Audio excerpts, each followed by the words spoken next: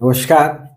आज हम लोग फिर से हमारी जो धन योग की सीरीज है उसे कंटिन्यू करते हुए आज हम लोग बात करेंगे कन्या लग्न वर्गो असेंडेंट के बारे में।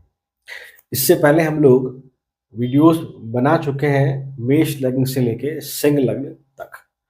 और आज की वीडियो में हम लोग ये जानने की कोशिश करेंगे कि कन्या लग्न के जातकों के बर्थ चार्ट में कितने तरह के पॉसिबल धन योग हैं और उसके क्या क्या रिजल्ट हमें देखने को मिलेंगे। उससे पहले हमने वीडियो को बेसिकली 5 कैटेगरीज में डिवाइड किया है। पहले हम लोग बात करेंगे हाउसेस के बारे में, भावों के बारे में, कौन-कौन से भाव धन योग के लिए रिस्पॉन्सिबल है। सेकंड पॉइंट हम बात करेंगे प्लैनेटरी कॉम्बिनेशन, ग्रह ग्रह किस तरह से अलाइन्ड हो, कहाँ प्लेस्ड हो बर्थ चार्ट में कि उनकी वजह से धन योग का निर्माण होगा। थर्ड हम लोग बात करेंगे प्लैनेट के स्टेटस के बारे में कि आपके चार्ट में कोई स्लो मूविंग प्लैनेट है, फास्ट मूविंग प्लैनेट है या वक्री ग्रह है और उनका क्या इम्पैक्ट होगा धन योग पर। फोर्थ हम लोग बात करेंगे टाइमिंग ऑफ इवेंट की कि अगर मान लो कोई पॉसिबल कॉम्बिनेशन हमारे बर्थ चार्ट में बन रहा है तो उसके रिजल्ट हमें कब देखने को मिलेंगे, कब वो एक्टिवेट होगा हमारे birth chart, that is what timing of event. Last the most important लग्न एंड द कार्मिक एक्सेस। इन पांचों पॉइंट्स की हेल्प से आप इजीली खुद से डिकोड कर लेंगे अबाउट द धन योगा। तो देखिए हम लोग बात करते हैं, सबसे पहले स्टार्ट करते हैं कुंडली को लेकर। ये अगर किसी के भी लग्न चार्ट में, D1 चार्ट में, बर्थ चार्ट में यहाँ सेंटर पे 6 नंबर लिखा है, इट मीन्स वो कन्या लग्न के जातक हैं, वर्गो असेंडेंट है। आप बहुत आसानी से इस कुंडली को किसी भी फ्री ऐप के थ्रू, जहाँ आप डेट ऑफ बर्थ, टाइम और प्लेस डाल के ये कुंडली आप लोग निकाल सकते हैं, इसमें कोई बड़ा इशू नहीं है। अब देखेंगे हर एक कुंडली में 12 भाव होते हैं, वहाँ 12 अलग अलग नंबर्स लिखे हैं जो 12 राशियों को सिग्निफाई करते हैं। देखिए 1 2 3 4 5 6 7 8 9 10 11 12, ये 12 भाव में आप अलग अलग नंबर देखेंगे, हर एक नंबर एक पर्टिकुलर राशि को असाइन है और हर एक राशि के कोई ना कोई अधिपति, कोई ना कोई उसे रूल करने वाले रूलर होते ही होते हैं। एग्जाम्पल के तौर पर हम देखें, आप देखेंगे यहाँ पर 6 नंबर लिखा है, ये आपका कन्या लग्न को दिखाता है, कन्या राशि को दिखाता है। तो इससे रूल करते हैं मरकरी, बुध देव। तो आपके लग्न के स्वामी कौन है? बुध देव। ऐसे हर एक साइन, हर एक नंबर किसी न किसी पर्टिकुलर साइन को रिप्रेजेंट करता है। तो ये हमारी बेसिक बात हुई। हम बात करते हैं सबसे पहले कि अबाउट द हाउसेस, कौन कौन से भाव है जो बेसिकली रेस्पॉन्सिबल होते हैं हमारे बर्थ चार्ट में धन को लेकर। देखिए second house, 11th house and 9th house, ये 3 भाव बहुत ज़्यादा प्रोमिनेंट होते हैं धन को लेकर। इसके अलावा भी पॉसिबल कॉम्बिनेशन है, उसकी हम बात करेंगे। सेकंड हाउस आपका ये 7 नंबर लिखा है, 11th हाउस आपका जहाँ 4 नंबर लिखा है, 9th हाउस आपका जहाँ 2 नंबर लिखा है। सेकंड हाउस हमारे एसेट्स को दिखाता है, हमारी पेरेंटल प्रॉपर्टीज को दिखाता है। 11th हाउस हमारे इनकमिंग गेन्स, इनकमिंग प्रॉफिट्स को दिखाता है। हमारी लाइफ में जो अपॉर्चुनिटीज हम लोग वो 11th हाउस से देखते हैं और हमारे सोशल सर्कल से हमें कितना फायदा होगा नहीं होगा वो हम लोग 11वें भाव से देखते हैं। सो ये दोनों भाव बहुत इंपॉर्टेंट है वेल्थ को लेकर। दोनों भाव डायरेक्टली इनडायरेक्टली कहीं ना कहीं वेल्थ से कनेक्टेड है। 9th हाउस को धर्म स्थान कहा गया, this is the house of Fortune, भाग्य भाव कहलाता है। भाग्य भाव से क्या मतलब है यहाँ पर? एक्चुअली बहुत ज़्यादा इमेंस वेल्थ कमाने के लिए लक का सपोर्ट होना भी ज़रूरी है, हार्डवर्क के साथ अनडाउटेडली। तो इसलिए भाग्य स्थान भी बहुत इंपॉर्टेंट रोल प्ले करता है। अब देखिए 4 नंबर लिखा है, 4 नंबर कर्क राशि, इसे रूल करते चंद्रमा। तो आपके 11वें भाव के स्वामी कौन है? चंद्रमा।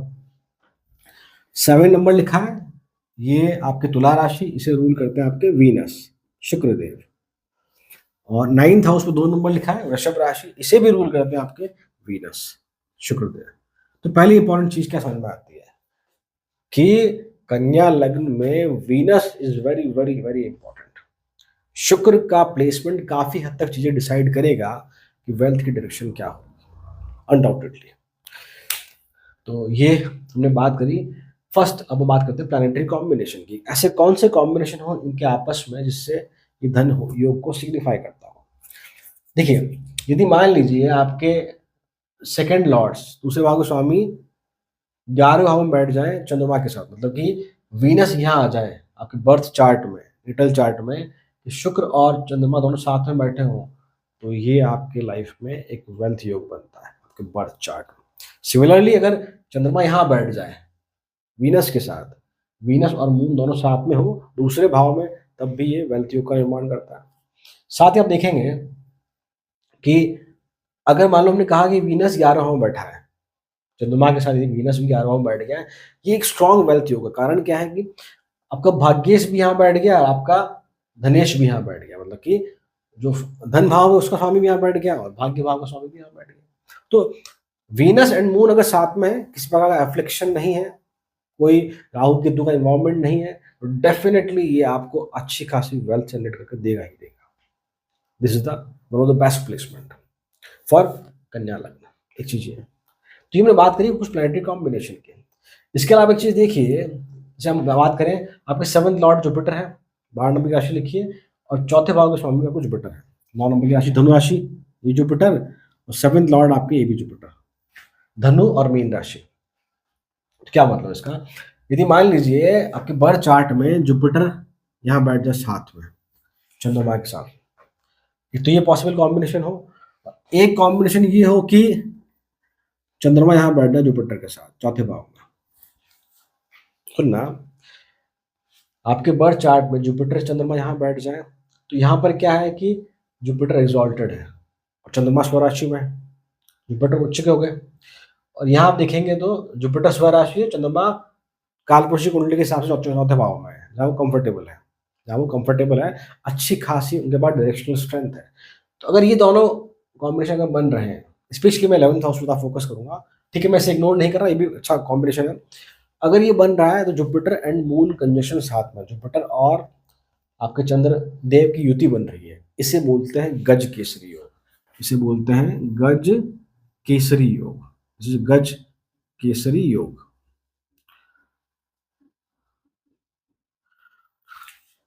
Now what is the meaning of this one. Actually मैं मान के चल रहा हूँ कि ये योग पूर्ण रूप से बन रहा है, किसी प्रकार का राहु केतु कोई बुरी दृष्टि एफ्लिक्शन नहीं है यहाँ पर, मैं मान के चल रहा हूँ। मैंने बहुत डिटेल वीडियो बनाया है गज केसरी योग पर कि वो क्या होता है, कब वो लागू होता है, कब वो लागू नहीं होता, उसे आप जाके देख सकते हैं। तो क्या कह रहा था मैं, गज केसरी योग मेरे हिसाब से सबसे ज्यादा ऑस्पिशियस योग है सभी योगों में, सबसे ज्यादा कह रहा हूँ मैं। एक्चुअली गज केसरी योग, gaj is what the elephant, kesari is what the lion. So elephant represent wisdom and lion represent strength. तो ये आपके विजडम को स्ट्रेंथन करता है, आपकी बौद्धिक क्षमता को बढ़ाता है, आपके आईक्यू को, आपके इमोशनल क्वेश्चन को ये इंक्रीज करता है। तो उसकी वजह से क्या होता है, एक्चुअल में व्हाट गज केसरी योग सिग्निफाई, गज केसरी योग ये बताता है कि आप उस प्रकार के होंगे, स्पेशली यहाँ बन रहा है तो ऑफिस में, सोसाइटी में लोग आपसे पूछ के काम करते हुए देखे जाएंगे, आपकी एडवाइस बहुत मैटर करती होगी, आप हमेशा किसी न किसी तरीके से पॉजिटिवली काम करने की कोशिश करेंगे।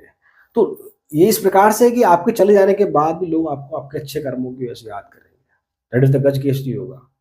मतलब कि जहाँ कहते हैं ना कि जिस इंसान का बहुत नाम हो रहा है, दैट इज द गज केसरी योगा। गज केसरी योग का डायरेक्टली लिंक नहीं है कि हम कि फाइनेंशियल स्टेटस को लेकर, पैसे को लेकर उसका कोई रोल नहीं होता, बट हाँ, आप जीवन में कई बार इतना अच्छा काम कर जाते हैं, इतना बेस्ट कर जाते हैं सोसाइटी के लिए कि आपको फिर पैसा सेकेंडरी लगता है। यू फील कि नहीं, मुझे लोग इतना अप्रिशिएट करते हैं, इतना लोगों का प्रेम मुझे मिलता है, लोग मुझसे पूछे काम करते हुए देखे जाते हैं, लोग मेरी तारीफें कर रहे हैं हर जगह। तो फिर मुझे नहीं, फिर मेरा जो पर्सनल मानना है, मुझे फिर नहीं लगता कि आप बहुत ज़्यादा पैसे के पीछे भागेंगे। हाँ, ये ज़रूर है कि हमारा जो बेसिक नीड है, बेसिक रिक्वायरमेंट है, वो हमें फुलफिल करनी होंगी, जो बेसिक सुविधाएं हमें चाहिए। बट एक होता है ना कि बहुत लोग अंधा पैसे के पीछे भागते हैं कि ये भी होना चाहिए, वो भी होना चाहिए, वैसी फिर आपकी स्थिति नहीं होगी अगर गज के योग बन रहा है। इसलिए मैं इसकी यहाँ बात करी, अगर ये है तो मैं मान के चल रहा हूँ आप one of the most luckiest person है। उसका आपको उम्र के इस पड़ाव में ये चीज़ रियलाइज नहीं हो रही हो, उम्र से मतलब मेरा कि अगर आप 35-40 से कम की एज के हैं तो माइट बी यू फील कि नहीं ये चीज़ काम नहीं कर रही है। बट व्हेन यू ग्रो, वो 11 भाव में उपाच्य स्थान है, व्हेन यू ग्रो मतलब आप सिर्फ 40, 36, 38 क्रॉस करेंगे, देन यू रियलाइज कि हमारा लाइफ का बिलीफ सिस्टम ये नहीं है कि पैसे के पीछे भागना है, वो ये है कि हाँ, कैसे ना कैसे कुछ अच्छा किया जाए लाइफ में। दैट इज द गज केसरी योगा। आई होप ये पॉइंट आपको समझ में आया होगा। तुमने बात करी प्लैनेटरी कॉम्बिनेशन की, अब हम बात करते हैं प्लैनेट की स्टेटस की। सॉरी, हम लोग बेसिकली 3 पार्ट में डिस्कस करते हैं इसको। एक तो स्लो मूविंग प्लैनेट, एक आपके फास्ट मूविंग प्लैनेट और एक आपके वक्री ग्रह रेट्रोग्रेड प्लैनेट। देखिए, स्लो मूविंग प्लैनेट आपके 2 हैं, सैटर्न शनिदेव और जुपिटर बृहस्पति।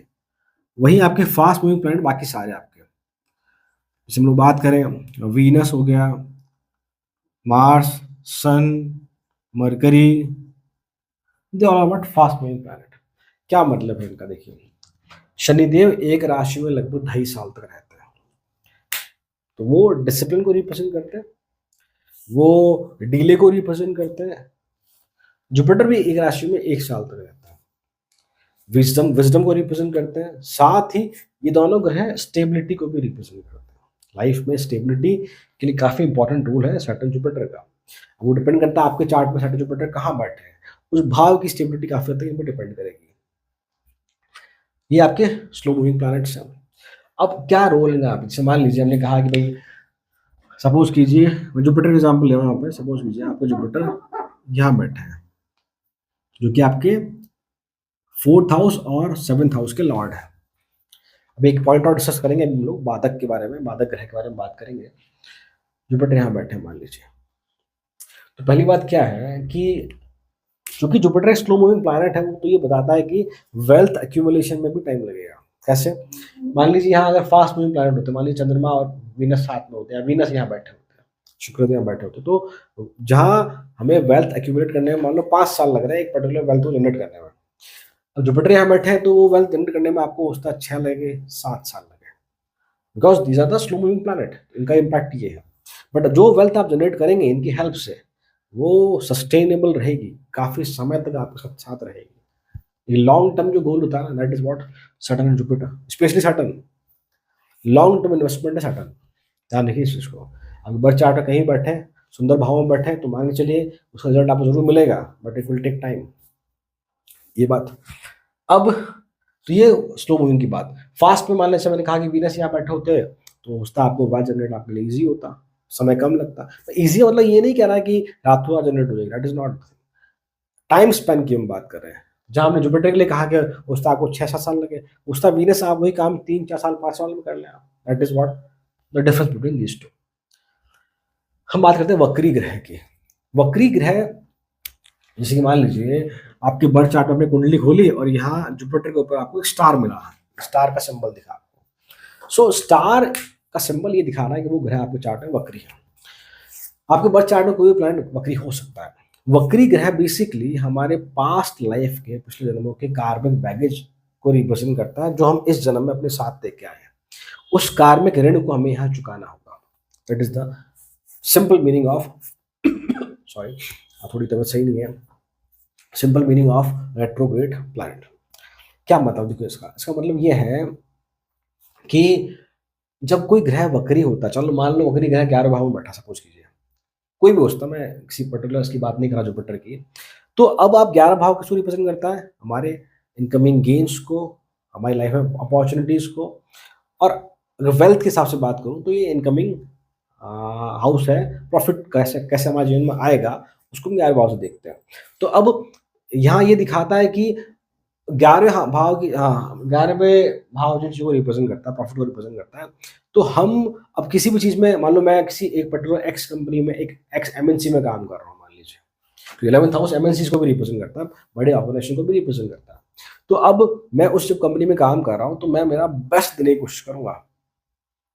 बेस्ट का मतलब ऐसा है, सब लोग बेस्ट देने की कोशिश करते हैं, मैं एग्री करता हूँ। बेस्ट का मतलब ऐसा है कि बिल्कुल cut to cut, sharp to sharp, जिसमें कोई गलती नहीं निकाल सके, ऐसा काम करूंगा।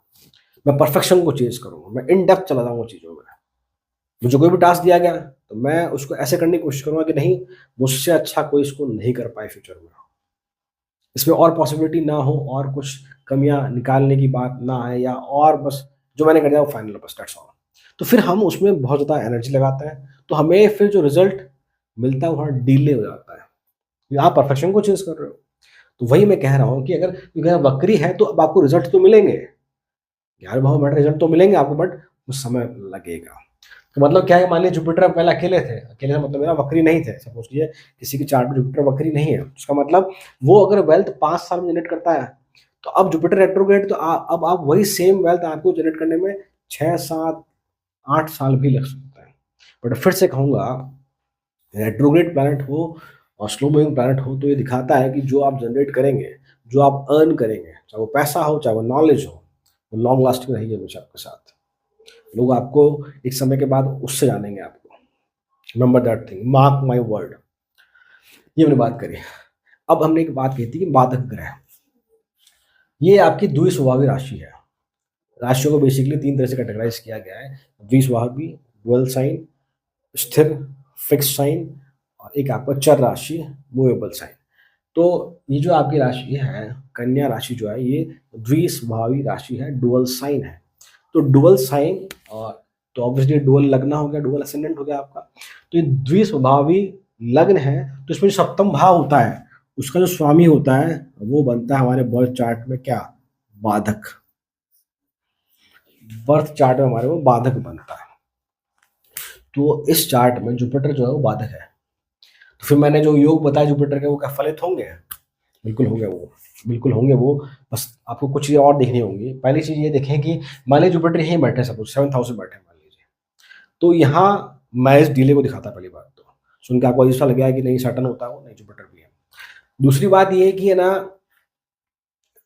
अब 7th हाउस में थोड़ी बहुत दिक्कतें होती है। मैरिज के इनिशियल ईयर थोड़ा प्रॉब्लमेटिक हो सकता है, धीरे धीरे वहाँ पे मैरिज में आपको ग्रोथ देखने को मिलेगी। तो बाधक का मतलब ये नहीं है कि वो सब कुछ खराब कर देगा, नहीं। आपको एक स्टेप एक्स्ट्रा लगाना पड़ेगा। हमने बचपन में देखा होगा, वो स्कूल्स में वो हर्डल रेस होती थी, हर्डल रेस। तो उसमें क्या होता था कि मान लीजिए एक एक्स्ट्रा हर्डल लगा दें, तो हमें जो तय जगह पहुंचना है उसमें आपको थोड़ा एक्स्ट्रा समय लगेगा। सिमिलरली बातें कैसे काम करते हैं। कालिदास जी की एक पुस्तक है, कालामृता, मुझे उसका नाम नहीं, स्टार्टिंग याद नहीं, कालामृता करके नाम पुस्तक है उनकी। उसमें बहुत अच्छे समझाया गया है, बहुत सिंपल लैंग्वेज में। कभी आपको मौका मिले तो उस बुक को जरूर पढ़ना आप। वहाँ बाधक ग्रह और बाधकेश या बाधक हाउस के बारे में बताया गया। तो जुपिटर इस तरह से काम करेगा। तो जिस भाव में बैठा है, उस भाव में थोड़ा बहुत दूर आपको एक्स्ट्रा एफर्ट लगाना पड़ेगा, बट इसका मतलब ये नहीं है कि आपको रिजल्ट देखने को नहीं मिलेगा। Remember that thing, this is the role of badhak planet. तो कई बार लगता है ना कि भाई मान लीजिए जुपिटर यहाँ बैठ गए, वक्री भी है 11वें भाव में, बाधक भी वहाँ बाधक बन के वहाँ बैठ गए, तो हमें लगता है कि यार वेल्थ जनरेट क्यों नहीं हो रही है, पैसा क्यों नहीं आ रहा है, हम या क्यों नहीं कमा पा रहे हैं। Just focus on your skill. आप डे पर डे अपने क्राफ्ट को आप और स्ट्रांग कीजिए, आपका टाइम जरूर आएगा। यहाँ तक की बात। This is what the point number 3। Now the point number 4, timing of event. इसको हम बेसिकली दो तरह से देखते हैं। एक तो अंतर्दशा, एडी, एक आपका ट्रांजिट, गोचर।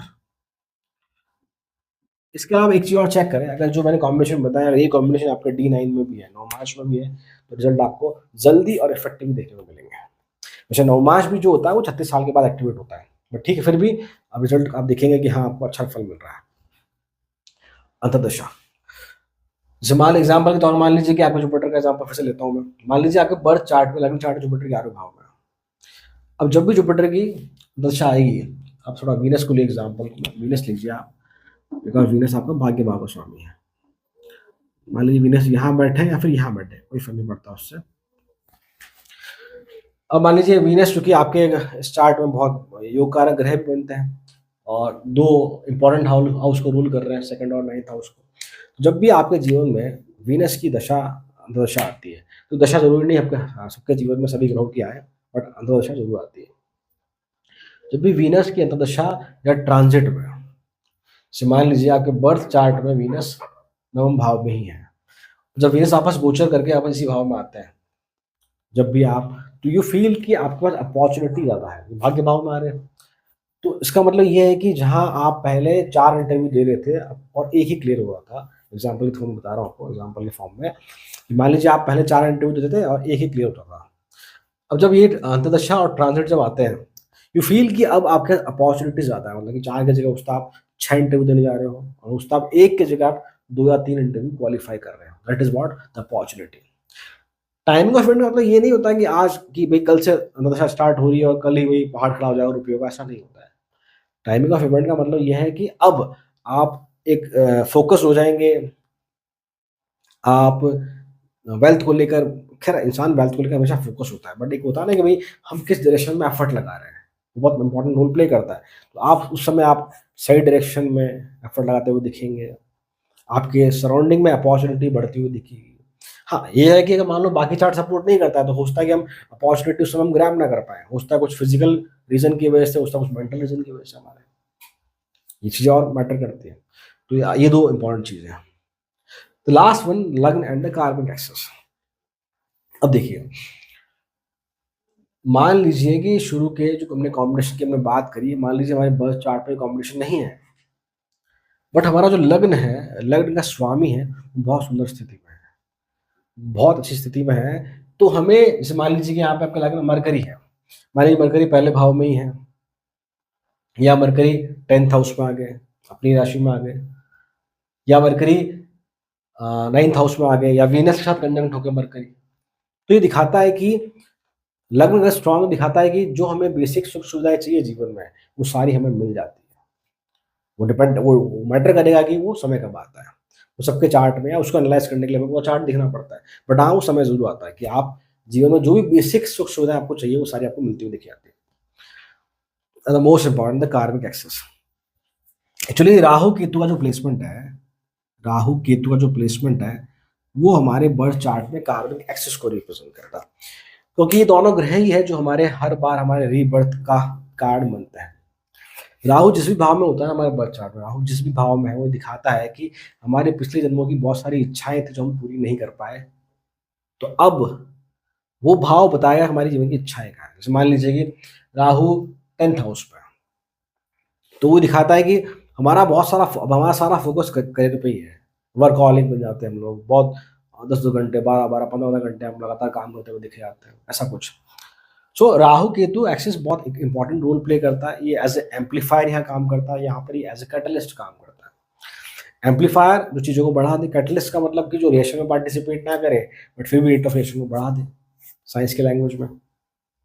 तो अब राहु केतु के कौन से प्लेसमेंट हो सकते हैं हमारे बर्थ चार्ट में? देखिए, मान लीजिए आपके बर्थ चार्ट में यदि राहु मान लीजिए पहले भाव में हो, तो ऑब्वियसली केतु आपके 7th हाउस में होंगे। एक तो ये कॉम्बिनेशन।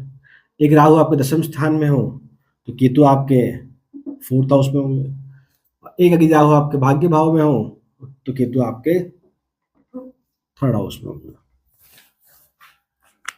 ये 3 placement, Rahu first, Rahu 10th और राहु 9th में। राहु इन भावों में यहाँ पर है, इन राशियों में, मतलब कहने का मतलब, तो डेफिनेटली जहाँ हम लोग पहले एक एक्स अमाउंट का वेल्थ जनरेट कर पा रहे थे पर्टिकुलर टाइम में, अब आप राहु की वजह से आप 2x 3x वेल्थ भी जनरेट कर सकते हो। राहु एज ए एम्पलीफायर काम कर रहा है, चीज़ों को और बढ़ाने की कोशिश कर रहा है। देखो, मैं फिर से कहूँगा, मैं इस वीडियो में सिर्फ और सिर्फ धन योग की बात कर रहा हूँ, वेल्थ की बात कर रहा हूँ। राहु यहाँ बैठा है, उसकी वजह से बाकी क्या दिक्कतें होंगी चार्ट में, उसको डिस्कस नहीं कर रहा। केतु यहाँ है मान लीजिए, तो उससे प्रॉब्लम क्या होगी 4th हाउस के रिगार्डिंग में, उसको डिस्कस नहीं कर रहा। मैंने राहु केतु के प्लेसमेंट अलग अलग हाउसेस पे बहुत डिटेल वीडियो बनाए हैं मैंने, आप जाके जरूर देखें उन्हें, आपको बहुत क्लियर आइडिया मिलेगा, क्लियर पिक्चर मिलेगी कि हाँ, इनकी वजह से क्या क्या इंपॉर्टेंट चीज़ें हमारी लाइफ में होंगी या नहीं होंगी। So that's why Rahu Ketu is very very important. और वही अगर राहु केतु का प्लेसमेंट बहुत सुंदर स्थिति में नहीं है, तो आप फील करेंगे कि ये योग बनने के बाद भी आपको चीज़ें उस हद तक मिलती हुई नहीं दिखी जाएगी। That's why this is the karmic axis. ये हमारे कार्मिक ऋण, हमारे पिछले जन्मों के अच्छी चीज़ों को भी दिखाता है और बुरी चीज़ों को भी दिखाता है, इन सिंपल वर्ड। मैं बहुत ज़्यादा एस्ट्रोलॉजी की लैंग्वेज में नहीं जा रहा, तो आप सरल भाषा में समझ सकते हैं कि हमने पिछले जन्म में क्या गलत काम किए, क्या अच्छे काम किए, वो राहु केतु का प्लेसमेंट डिसाइड करता है। सो एक मेरा छोटा सा एनालिसिस था कन्या लग्न को लेकर। यदि आपको ये वीडियो पसंद आया, then kindly do like, share, subscribe. और यदि आपको बहुत ज़्यादा ये इन्फॉर्मेशन वैल्यूएबल लगी हो, तो प्लीज़ आप मुझे सुपर थैंक्स भी करें। It will motivate me to make more videos to help you. Thank you so much. ओम नमः शिवाय।